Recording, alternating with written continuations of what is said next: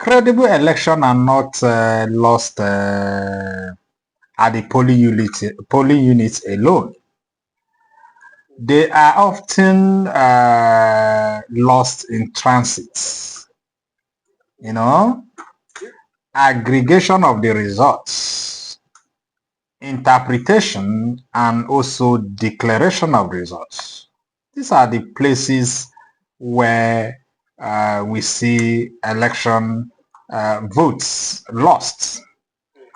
You know, we often fail to understand that why citizens turn out to vote. The election rigging emerges in the spaces between voting and final announcements. What that means is that at the time you cast your vote, to the time of final declaration, a lot of things would have happened. And we are saying, therefore, that electoral reform must therefore focus on closing systematic gaps across the entire result chain. Underline the word, across the entire results chain, to ensure that what citizens vote for is exactly what is declared. Now, what do we need to do? Because this is where the problem lies, and that's where I want us to have that conversation. Is result transmission where votes begin to disappear. One of the biggest integrity gaps we have seen in Nigerian election or electoral reform lies in result transmission. And we are saying that electoral reform should address this. One, it has to we need clear, verifiable, and auditable transmission process. What this means is that we want to see how results are transparently transmitted from the electronic voting to electronic transmission, from the ward level to the local government level and the state level and the federal level. And this kind of transmission should not just be transmission that we begin to look at on social media. It must be genuine transmission that will come from the electoral umpire. Perhaps we want to see billboards strategically positioned in the states where everybody that wants to monitor the election transmission should be able. And the transmission is not this kind of transmission that we saw in 2023, that is after the electoral, after the manipulation of vote, that will begin transmission. And again, we should see legal consequences for unauthorized alteration of results. What this means from the returning officer, we want to see capital punishment. We want to see felony offense, just the way we treat the case of Q or the case of arson or the case of sedition. We want to see capital punishment that if you alter election results, you need to go in for it. And the altering of election results here is not just altering the ballots. It must start from those who will go behind the computer to frustrate or to change the system to make us have glitch as we had in 2023. Those who do such a thing that will jam the system, make it practically impossible for it to operate, we want to see them go to jail. And this conversation is not only about the legal reform.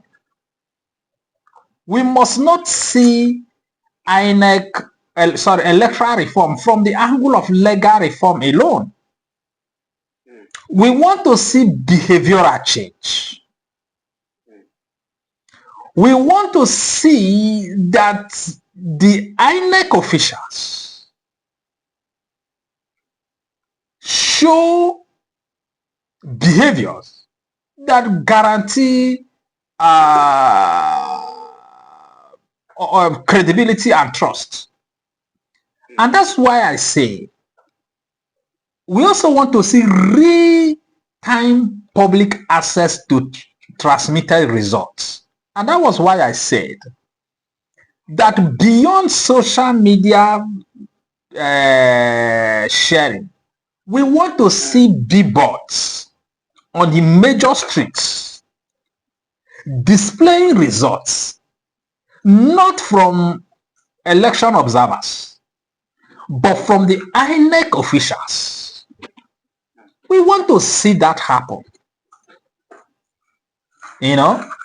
So this is what we need to do, because this is how we must protect the mandate. Now we need to find a way to have citizens vote and mandate protection. Electoral reform, we need to see electoral reform that must recognize citizens not just as voters, but as right holders. This means for me a legal standing that allows citizens not just to come out and vote, but to stand, protect their votes until the final result is announced. And we want to, that again should also allow for faster, transparent, and accessible electoral justice mechanism. This is what we need to do. We need to do these things because Bishop, Yes, sir. free, fair, and credible election require more than peaceful voting days. They require institutional honesty, legal clarity, citizen empowerment, and zero tolerance for result manipulation. And closing these gaps closing the gaps between polling units and final declaration, for me, is not optional. It is essential to restoring trust, legitimacy, and democratic governance.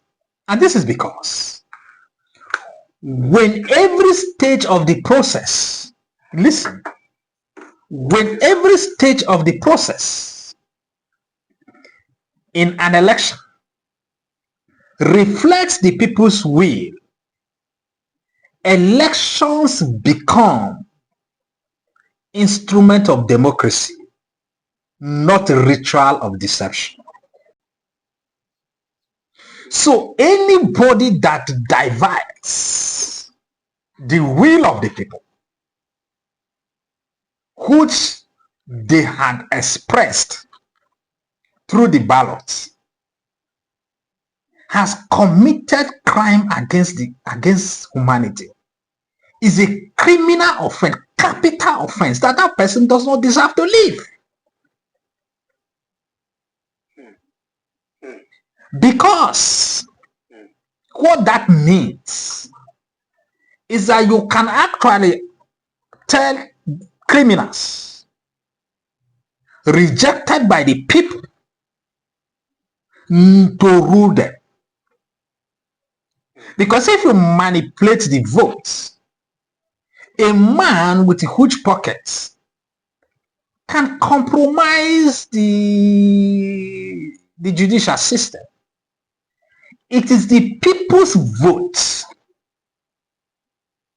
that should determine who governs them, not the decision of the courts.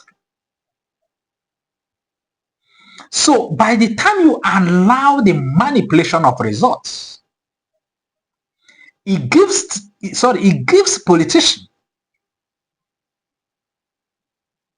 the motivation to go to court.